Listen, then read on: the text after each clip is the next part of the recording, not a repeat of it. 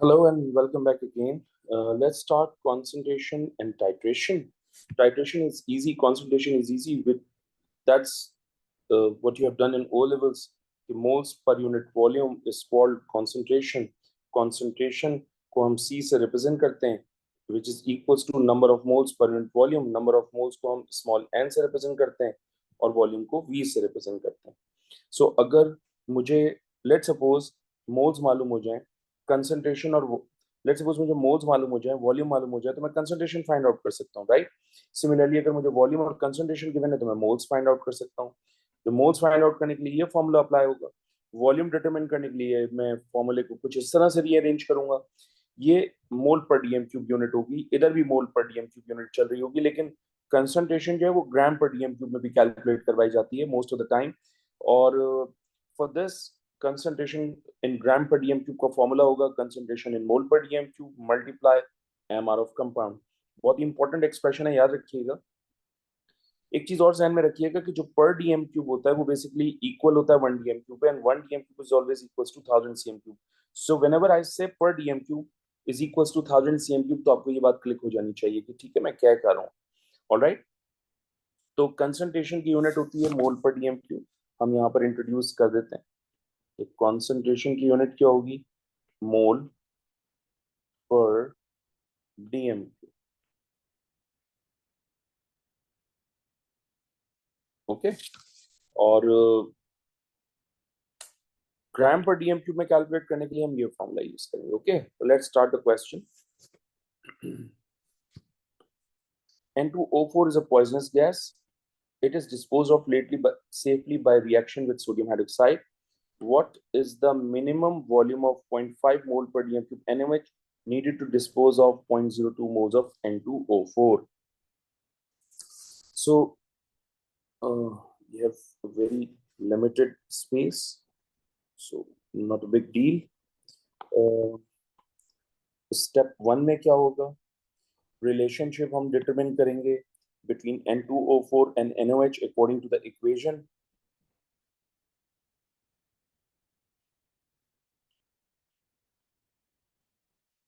ये 1 मोल है, ये 2 मोल है.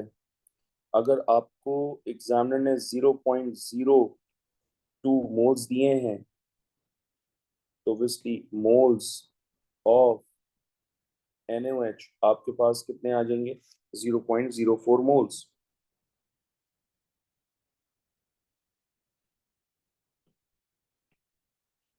Now in the second step, we know the concentration of NaOH, we know the moles. So अगर मुझे concentration और moles मालूम हो तो I can find the volume, right? तो मैं रेशियो मेथड अप्लाई करूंगा because I believe ratio method ज्यादा बेहतर होता है. सो ये लिखा हुआ है per dm cube, and per dm cube is always equals to 1000 cm cube. So 1000 cm cube में आपके पास 0.5 मोल्स ऑफ NaOH है.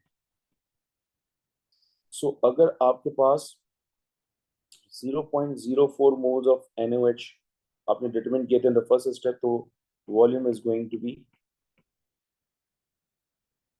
तो ये हो जाएगा वॉल्यूम आपके पास 80 cm cube. All right. So 80 cm cube, obviously D is going to be the right answer. Now in the second question,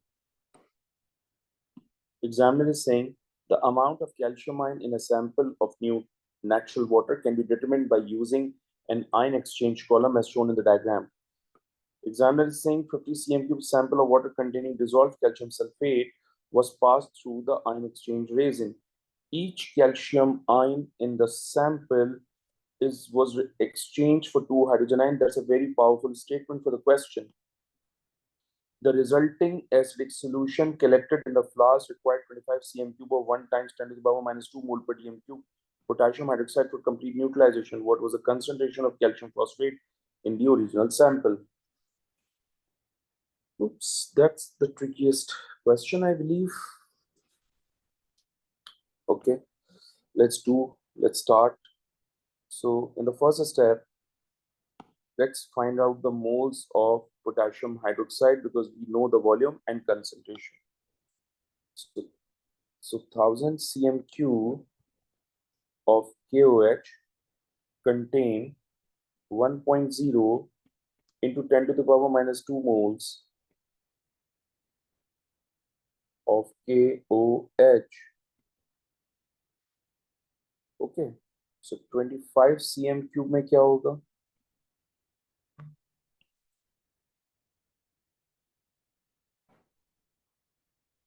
So 25 cm cube में क्या होगा?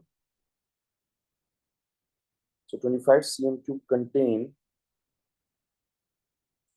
moles of KOH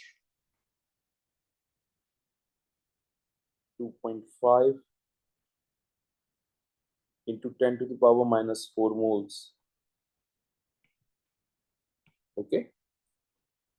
Now in the second step,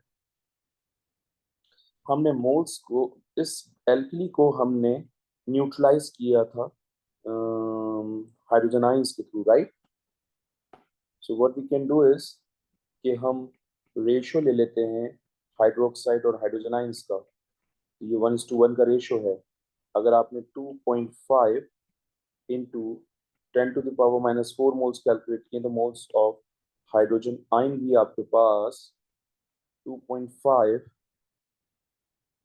into 10 to the power minus 4 moles होंगे। Okay, और आप note करें, उन्होंने आपसे कहा है कि each calcium ion in the sample was exchange for 2 hydrogen ions. So in the third step मैं बेसिकली कैल्शियम आयन और हाइड्रोजन आयन का मोलर रेशियो लूंगा। तो ईच कैल्शियम आयन मतलब 1 mole of calcium ion was exchange for 2 hydrogen ions. तो अगर आपने hydrogen ions 2.5 into 10 to the power minus 4 moles determine किए थे, तो मोल्स ऑफ कैल्शियम आयन आपके पास कितने हो जाएंगे? तो moles of calcium ion guys आपके पास हो जाएंगे 1.25 into 10 to the power minus 4 moles। जो मोल्स ऑफ कैल्शियम है वही मोल्स ऑफ कैल्शियम सल्फेट होंगे 1:1 के रेशियो की वजह से। अब मुझे actually volume of calcium sulphate given है, तो 50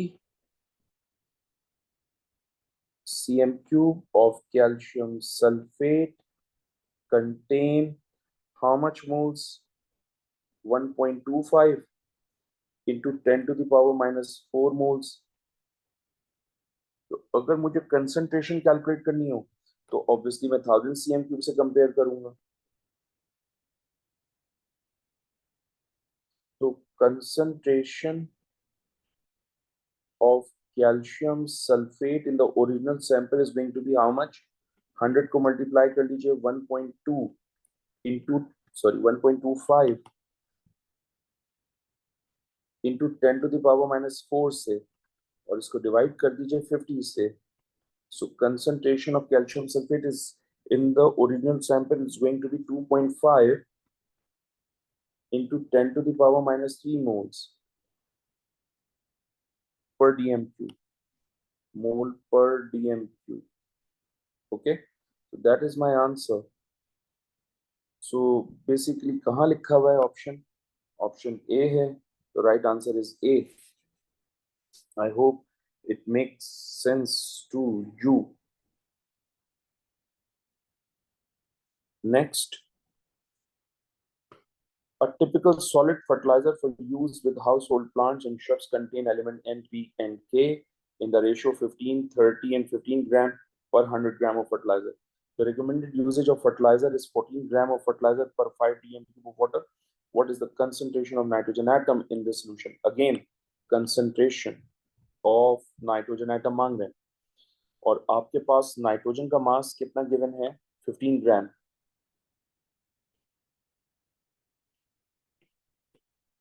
राइट? और ये मास ऑफ फर्टिलाइजर गिवन है आपको। अब वो कह रहे हैं कि अगर 14 ग्राम फर्टिलाइजर हो, ये है मास ऑफ फर्टिलाइजर जो रेकमेंडेड यूज है फर्टिलाइजर का, वो ये है। सही है, तो इन सारी चीजों को ध्यान में रख के हमने डिस्कशन करनी है। सो कर लेते हैं डिस्कशन। कोई इतना बड़ा इशू तो नहीं है। इन द फर्स्ट स्टेप मेरे पास 100 ग्राम ऑफ फर्टिलाइजर था, तो मेरे पास उसमें 15 ग्राम ऑफ नाइट्रोजन एटम था। एग्जामिनर कह रहे हैं अगर 14 ग्राम ऑफ फर्टिलाइजर आप यूज कर रहे हैं तो नाइट्रोजन का मास कितना हो जाएगा। सो यहां से मास ऑफ नाइट्रोजन एटम आ जाएगा मेरे पास 2.1 ग्राम। मैं इस सेकेंड स्टेप में moles of nitrogen atom determine कर लेता हूँ।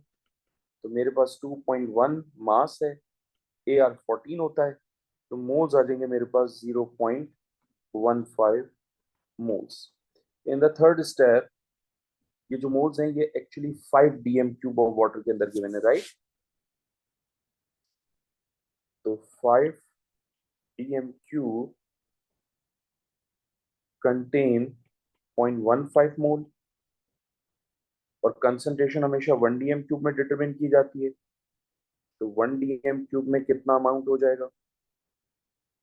तो कंसंट्रेशन आ जाएगी इन 1 DM cube is 0.03 mole per dm cube. So that's my answer. Okay. And obviously A is going to be the right option.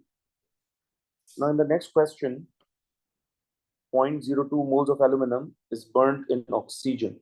So जब aluminium को तुम burn करोगे इन oxygen तो तुम्हारे पास इक्वेशन ये बनेगी।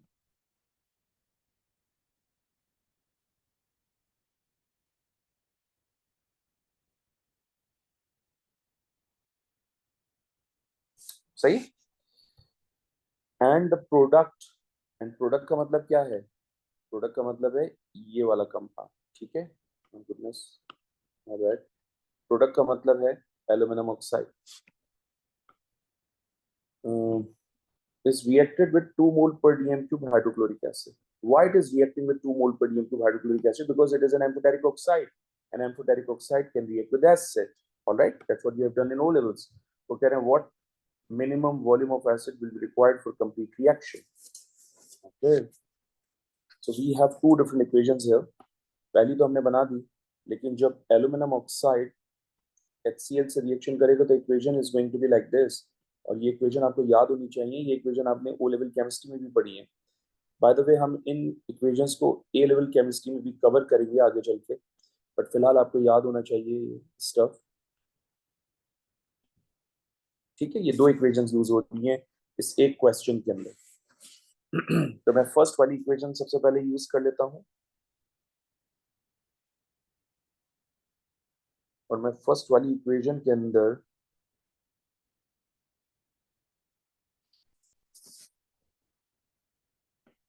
ये aluminium plus 3O2 arrow 2Al2O3।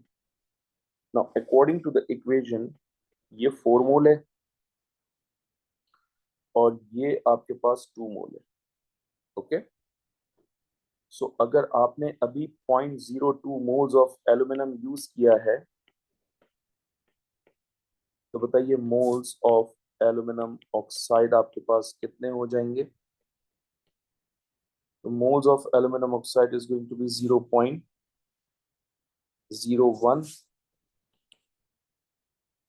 Moles. ये मेरा फर्स्ट स्टेप है, सही है। 0.02 इंटू 2 डिवाइडेड बाई 4.01, यस ठीक है। ये मेरा फर्स्ट स्टेप हो गया। और मेरा second step, in the second step मैं सेकंड इक्वेशन यूज करूंगा in which aluminum oxide is reacting with HCl, converting into aluminum chloride and water. According to the equation, this is 1 mole, this is 6 moles. अगर आपने aluminium oxide 0.01 mole find out किया था तो moles of HCl is going to be 0.06 alright, so आपको concentration given है question में एल्यूमिन hydrochloric acid, आपको मोल्स मालूम हो गया हाइड्रोक्लोरिक एसिड के, by using these two values I can find the moles, sorry I can find the volume. So 1000 cm cube of HCl contain how much moles? 2.00 moles. That's given in the question. So we have calculated 0.06 moles of HCl. So volume of HCl is going to be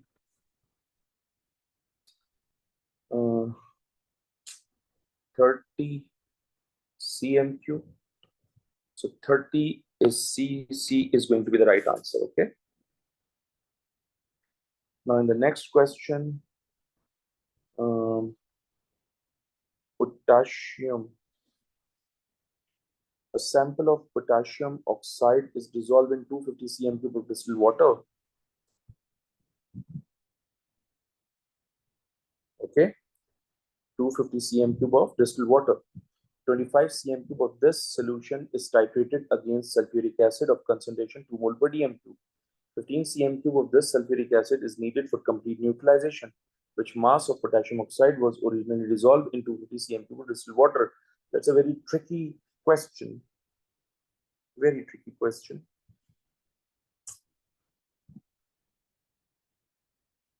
Okay. तो सबसे पहली तो बात ये कि मैंने इस potassium oxide को वाटर में डिसॉल्व किया होगा तो पोटेशियम हाइड्रोक्साइड बना होगा, right. First step, potassium oxide को मैंने वाटर में प्लेस किया तो ये कन्वर्ट हो गया पोटेशियम हाइड्रोक्साइड में. Then moles of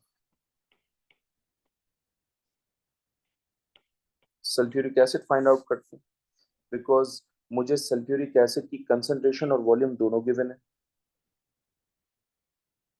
concentration given है, ये वॉल्यूम गिवन है. तो ये हो जाएगा 2.00 into 15 divided by 1000. सो हमारे पास मोल्स कितने हो जाएंगे sulphuric acid? 0.03 moles. Okay, neutralization जो है वो बेसिकली पोटेशियम हाइड्रोक्साइड और सल्फ्यूरिक एसिड के दरमियान होगी. तो हम इक्वेशन बना लेते हैं, and obviously O level standard की इक्वेशन है.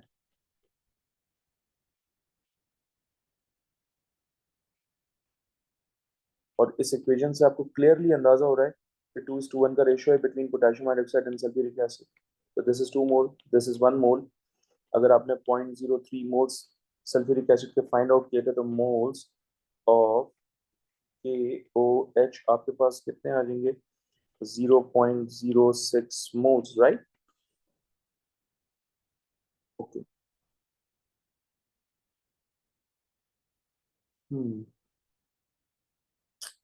अच्छा, ये जो मोल्स आपने निकाले हैं ये बेसिकली 25 cm क्यूब के अंदर थे, और आपने 25 cm क्यूब कहाँ से कलेक्ट किया था? 250 से कलेक्ट किया था, right. So sorry, 25 cm cube must contain 0.06 moles of KOH. और आपने ये 25 cm क्यूब कहाँ से लिया था? 250 से. तो 250 cm क्यूब में कितने होंगे? 10 टाइम्स डाइल्यूशन हो जाएगी. तो this is going to be 0.6 moles of KOH. Okay. Oh my goodness.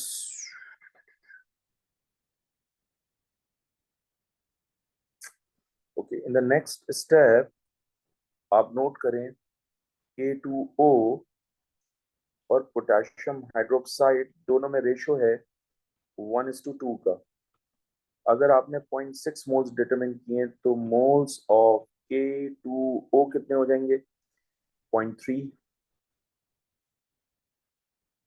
Okay. मुझे मास ऑफ K2O3 कैलकुलेट करने के लिए कहा जा रहा है, तो मास ऑफ K2O3 मैं उस वक्त कैलकुलेट करूंगा जब मैं मोल्स को मल्टीप्लाई कर दूंगा K2O के MR से, विच इज 94। तो मेरे पास यहाँ से मास आ जाएगा 28.2 ग्राम, और ऑब्वियसली ये हमारा आंसर है। याद रखिएगा कि ये MR ऑफ K2O था, so 28.2 is going to be B. Okay, I hope it makes sense to you. Now the next question is, the shell of chicken eggs make up 5% of the mass of an average egg. Okay, ये 5% important है. An average egg has a mass of 50 gram. ये भी important है. ठीक है. Assume the egg shell is pure calcium carbonate. तो इसका मतलब 50 ग्राम of calcium carbonate आपके पास है और 5% of the mass of the average egg होता है.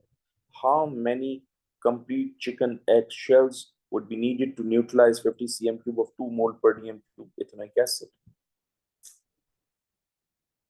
तो सबसे पहले मैं क्या करता हूँ, 50 ग्राम का 5% कैलकुलेट करता हूँ. सही है.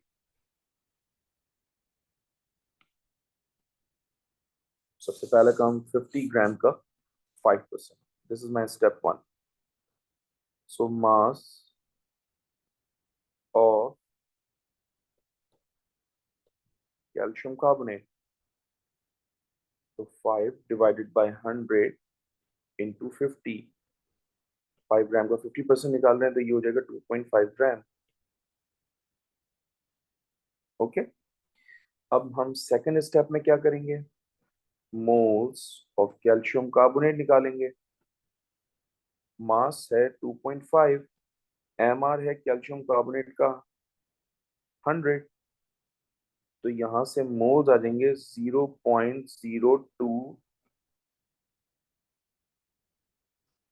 ओके.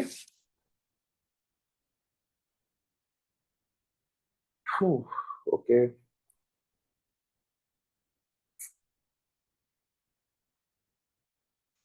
गाइस, मुझे वॉल्यूम और कंसंट्रेशन गिवन है इथेनिक एसिड का. That means I can find the moles.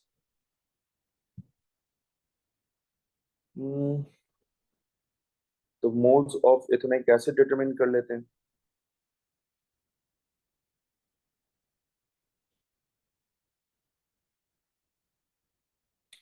तो ये जगह 50 इंटू 2 डिवाइडेड बाय 1000, तो हमारे पास मोल्स आ जाएंगे 0.1 मोल. ओके.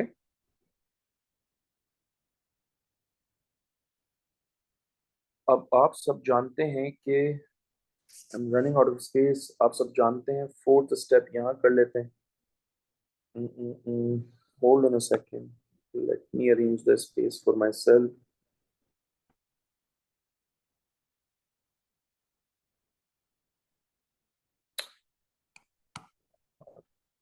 ओके, फोर्थ स्टेप हम यहाँ देखते हैं. कैल्शियम कार्बोनेट जब इथेनिक एसिड से रिएक्शन करेगा तो 1:2 का रेशियो होगा. ओके.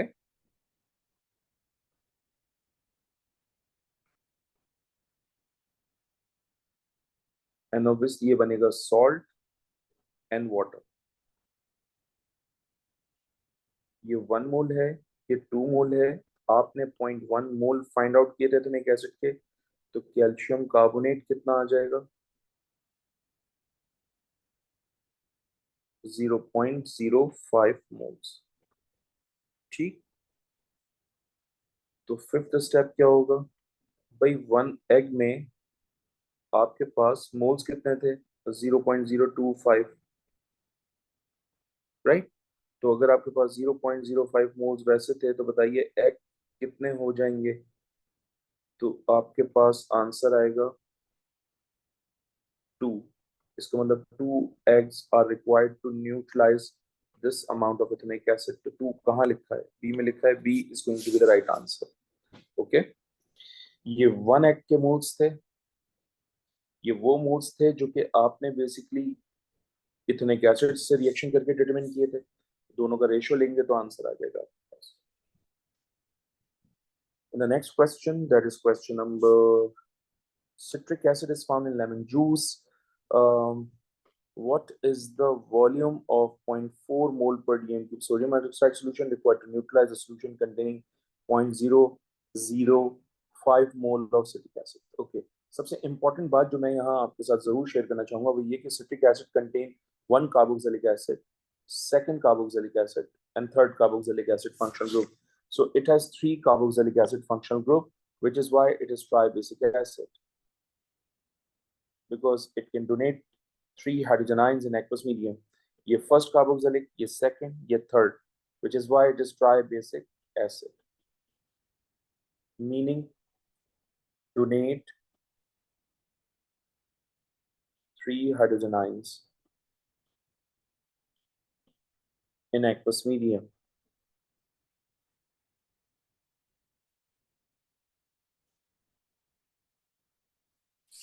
Okay. So अगर मैं citric acid को let's suppose represent कर दूं, इस एसिड को मैं रिप्रेजेंट कर देता हूँ, ट्राइबेसिक एसिड है तो मैं इस ट्राइबेसिक एसिड को H3X से रिप्रेजेंट कर लेता हूँ, राइट? तमाम ट्राई बेसिक एसिड्स को हम जनरली H3X के सिंबल से रिप्रेजेंट करते हैं, डाई बेसिक एसिड को H2X के सिंबल से, और मोनो बेसिक एसिड को रिप्रेजेंट करते हैं HX के सिंबल से. ओके, तो मैं सबसे पहले इक्वेशन बनाऊंगा यहाँ पर, तो ये हो जाएगा 3NaOH प्लस H3X, ये हो जाएगा Na3X, that is going to be our salt and water. सही है भाई? सो हम सब जानते हैं कि ये 3 मोल है, हम सब जानते हैं कि ये 1 मोल है. अगर मुझे एग्जामिनर ने 0.005 मोल्स दिए तो मोल्स ऑफ NaOH बेसिकली आपके पास कितने हो जाएंगे? 0.015 mole. Okay, that's my step 1. Now step 2, मुझे कंसंट्रेशन गिवन है सोडियम हाइड्रोक्साइड की, मुझे मोल्स मालूम है, I can find the volume. So 1000 cm cube of NaOH contain 0.4 moles. अगर आपने 0.015 मोल्स डिटरमिन किए हैं तो बताइए वॉल्यूम कितना हो जाएगा? So volume of NaOH is going to be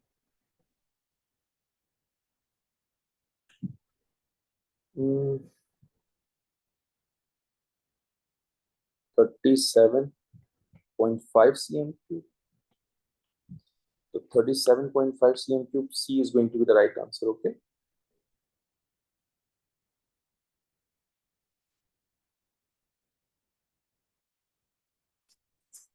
Next, a piece of rock has a mass of 2 gram. Okay. It contains calcium carbonate, but no other basic substances. It neutralizes exactly 36 cm cube of 0.5 mole per dm cube hydrochloric acid. What is the percentage of calcium carbonate in 2 gram piece of rock? तो आप note करें percentage by mass वो आपसे concentration के through भी determine करवा रहे हैं. तो सबसे पहले तो कैल्शियम कार्बोनेट और हाइड्रोक्लोरिक एसिड का रिएक्शन करवा लेते हैं, बिकॉज इक्वेशन तो हमें जरूरत पड़ेगी ऑब्वियसली. तो calcium carbonate is reacting with hydrochloric acid, converting into calcium chloride, water, and carbon dioxide.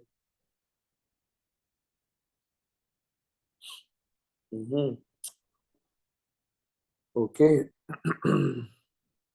So we know the concentration and volume of HCl, which means I can find the moles of HCl from this.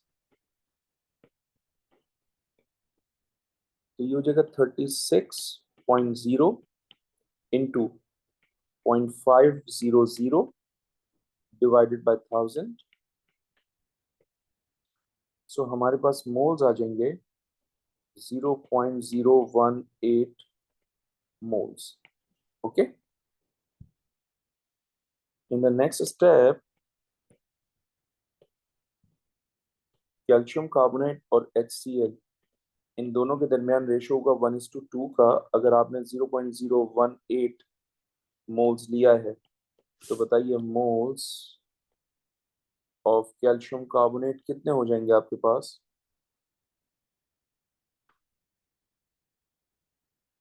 तो ये हो जाएगा point 0.018 divided by 2, you will get 9 into 10 to the power minus 3 moles.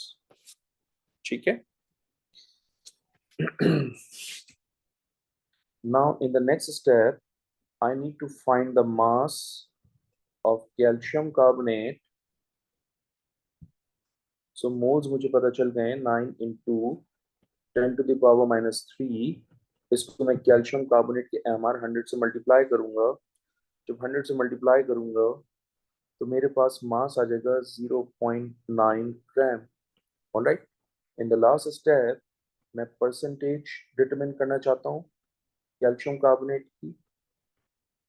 तो एक मास मैंने calculate किया है. मास 2.0 sample का गिवन है इनटू 100. सो यहाँ से परसेंटेज कितनी आ जाएगी मेरे पास?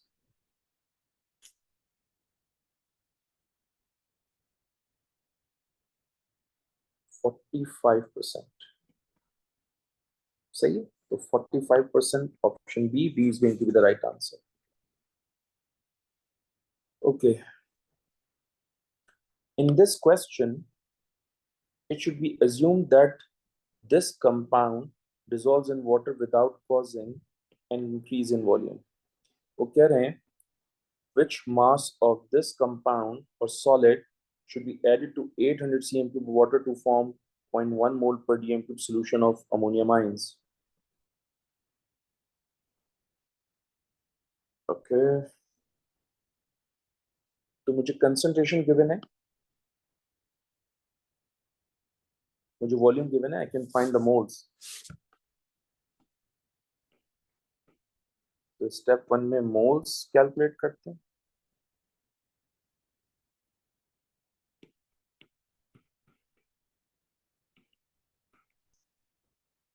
ये हो जाएगा 800 इंटू 0.100 डिवाइडेड बाय 1000. सो हमारे पास मोल्स कितने आ जाएंगे? 800 इंटू 0.1 डिवाइडेड बाय 1000.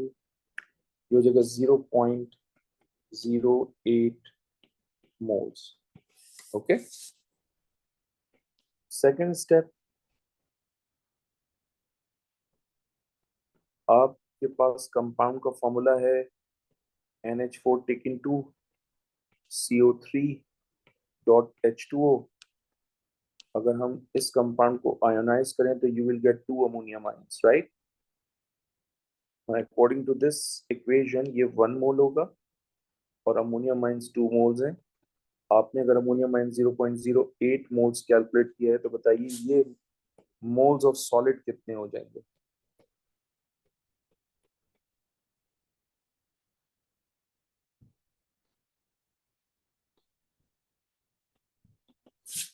ये divide by 2, you will get 0.04.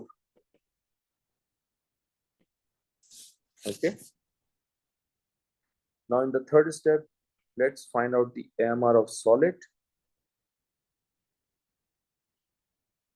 So ammonium ions आपके पास 18 है, मल्टीप्लाई बाय 2 कर लूंगा मैं. कार्बन का मास 12 प्लस ऑक्सीजन का मास 16 टाइम्स 3 प्लस वाटर का मास 18.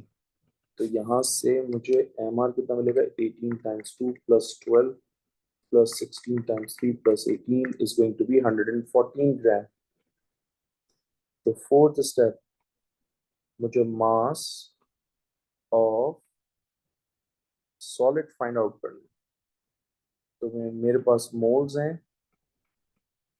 114, तो multiply by 0.04, so it's going to be 4.56 gram.